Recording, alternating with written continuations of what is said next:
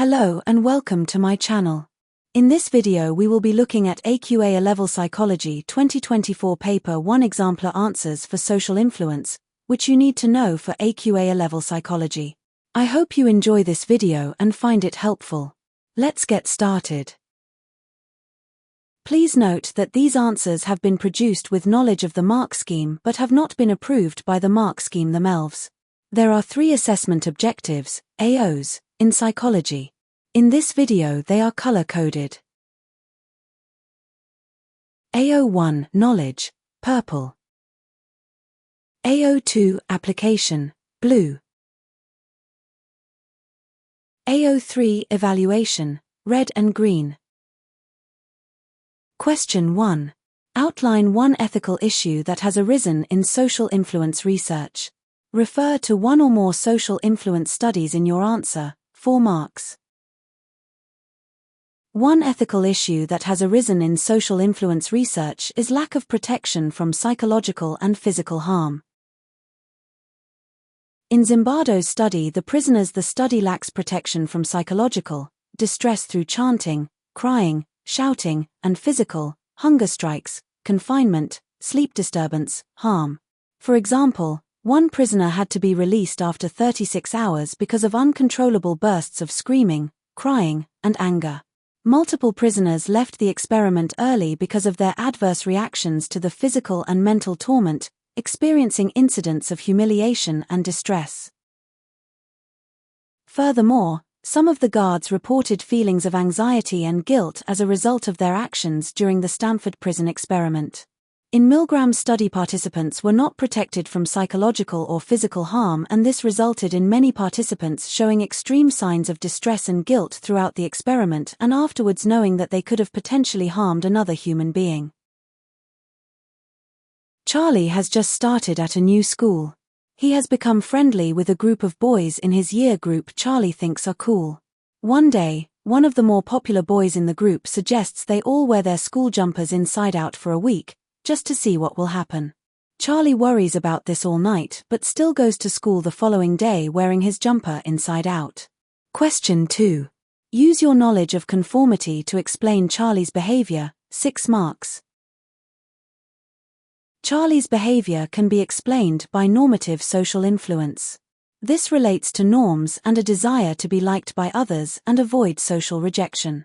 It occurs when an individual goes along with the group majority without them personally accepting their point of view, because humans are social species and are believed to have a fundamental need for social companionship while fearing censure and rejection. It can occur in situations where an individual feels they are being observed or are under surveillance from a group, in unfamiliar situations with people known to an individual as individuals are concerned with the social approval of friends, in stressful situations where an individual has a need for social support, or in situations where the norms are unknown and individuals look to others for a reference of how to behave. Charlie goes along with group of boys he believes are cool but does not personally accept their viewpoint that they should all wear their jumpers inside out for a week.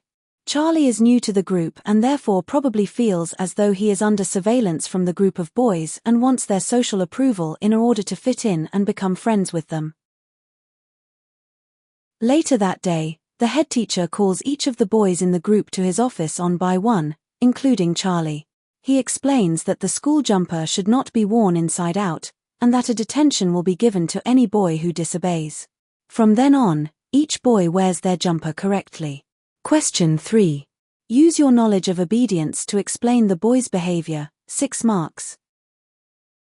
The boy's behavior can be explained through the legitimacy of authority, which suggests that people are socialized from an early age initially by parents and then teachers later on to accept that a hierarchy of power exists within society and recognize their own and others' positions in this social hierarchy system, with authority figures having power in social situations because people are taught to trust them or because they have the power to punish them.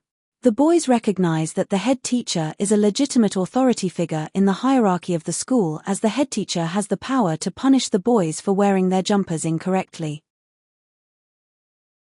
The boys' behavior can also be explained through the authoritarian personality, which is a dispositional explanation proposed by Theodor Adorno, 1950, which suggests obedient behavior is caused by internal traits, characteristics, and dispositions of the individual such as personality type, rather than external situational factors. This collection of traits and dispositions are developed in childhood from strict, harsh, and rigid parenting.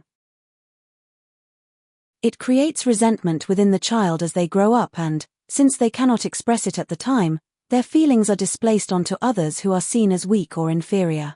The individuals are conformist, conventional, dogmatic, respectful towards people of perceived authority and obedient, servile towards people of perceived higher status. The boys might have grown up with harsh and rigid parenting, and therefore the boys are obedient and servile to the head teacher, as he has a perceived higher status in the school. Question 4. Discuss consistency and flexibility as processes involved in minority influence. 8 marks. Consistency is when a minority repeatedly gives the same message and challenges the belief held by the majority. This could be an agreement between people in the minority group, synchronic consistency, they are all saying the same thing, and/or consistency over time, diachronic consistency, they have been saying the same thing for some time. This makes a majority reassess their belief and consider the issue more carefully, and so may adopt the minority point of view, as it draws attention to the minority view. Moscovici, 1969, conducted a laboratory study to investigate whether a consistent minority could influence a majority to give an incorrect answer, in a color perception task. His sample of 172 female participants were placed into 32 groups of 6 and shown 36 slides, all varying shades of blue.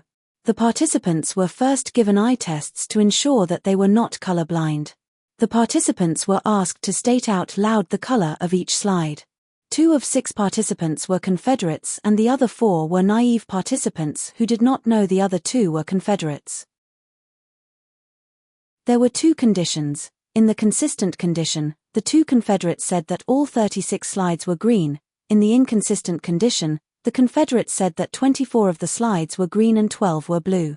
In a control group there were no Confederates, and all the participants had to do was identify the color of each slide. In the consistent condition, the participants agreed on 8.2% of the trials and 32% gave the same answer as the minority on at least one trial. In the inconsistent condition, the participants only agreed on 1.25% of the trials. In the control group, participants were incorrect on 0.25.5 of the trials. A consistent minority is more effective in influencing the majority compared to an inconsistent minority. In another variation study, when participants privately wrote their answers down, they were more likely to agree with the minority view. This suggests that the view expressed by people in public was just the tip of the iceberg and minority influence might be much more powerful than current research findings suggest. However, a limitation of Moscovici's research is that it lacks real-world application. The sample used did not represent the differences in minority groups found in the wider society who seek to change majority opinion. The Confederate minority used here to change the views of the naive participants were told to say that the slides were green and therefore had not internalized the view to the extent that a minority in the real world would have done. Furthermore, the majority group of participants did not know each other and had never met before, they therefore did not support each other's beliefs and did not know where each other stood on the matter. Minority groups in society, e.g. women's rights, gay rights, and animal rights organizations operate in different settings with different constraints. They often face much more determined opposition. They are committed to a cause, they often know each other, provide each other with considerable social support and sometimes devote their lives to changing the views of the majority.